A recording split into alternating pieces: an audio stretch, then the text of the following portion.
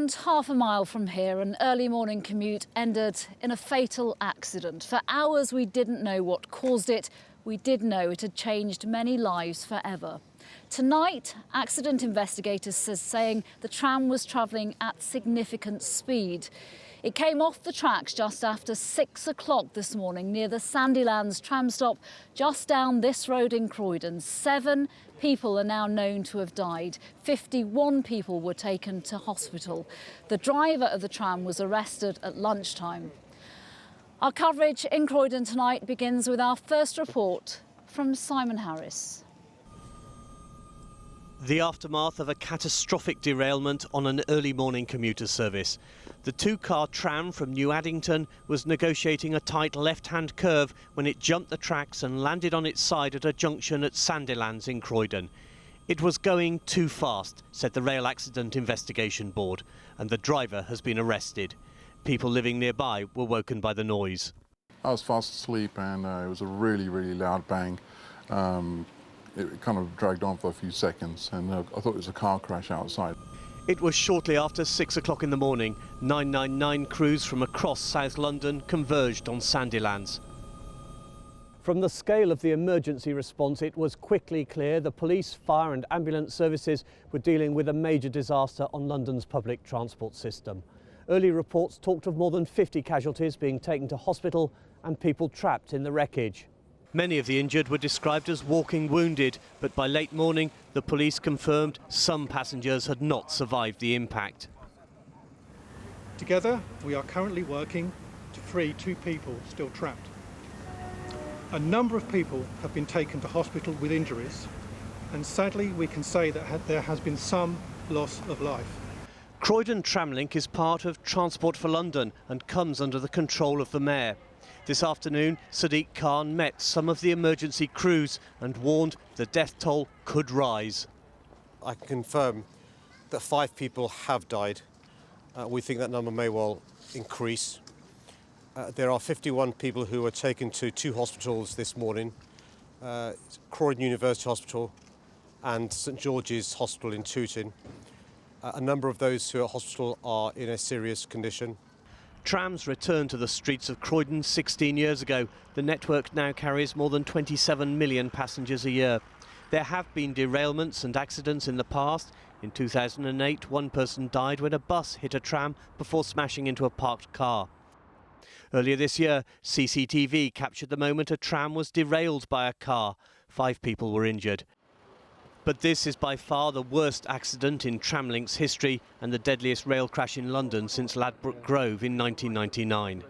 It's quite a horrific scene, really, to see that tram in that condition and know that people lost their lives there this morning, and so many people are in hospital injured, quite seriously injured in some cases. Government is closely in touch with the emergency services and other authorities to ensure that all is being done that is necessary to deal with this terrible incident.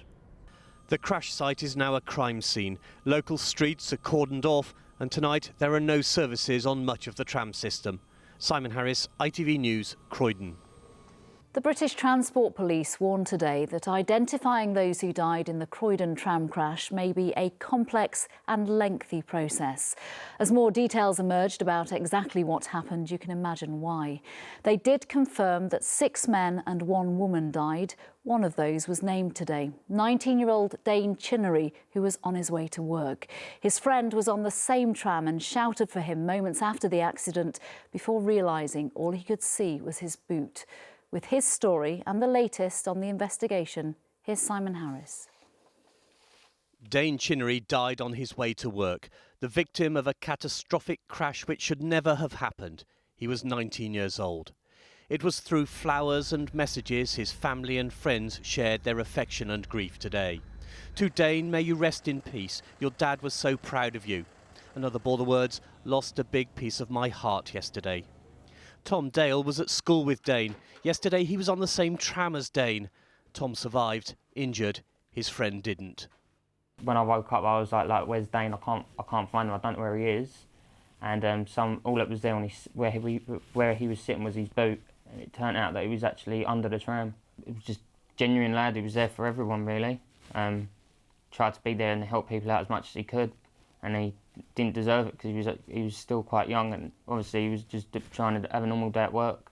Tom was knocked unconscious, but can remember the tram going too fast as it approached a sharp left-hand bend in the track.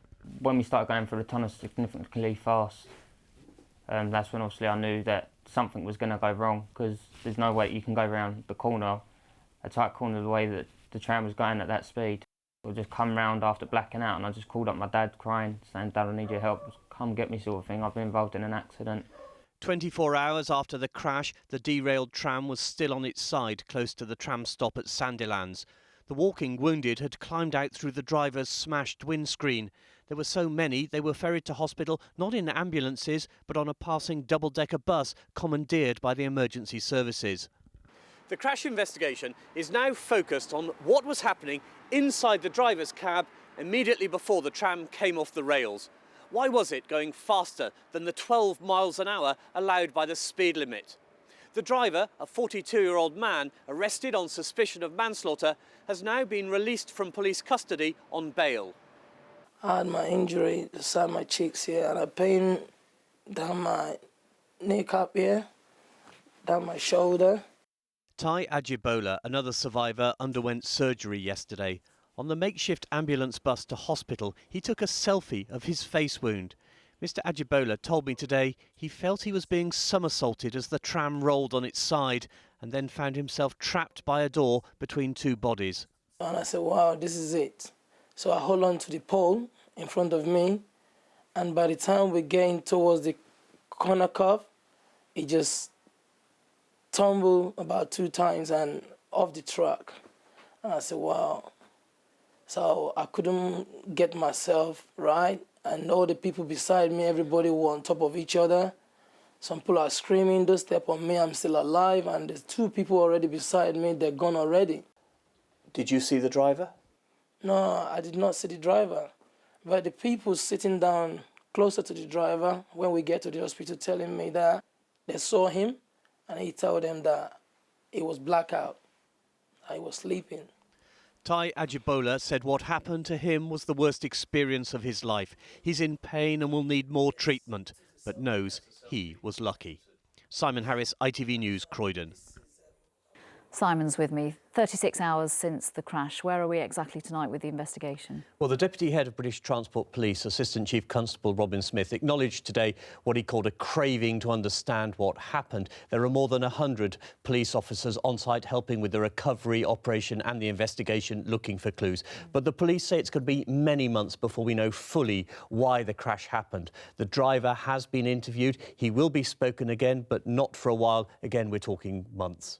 The tram itself, when will that be moved from the crash site? Well, a large crane arrived at Sandilands today to lift the tram off the site of the crash.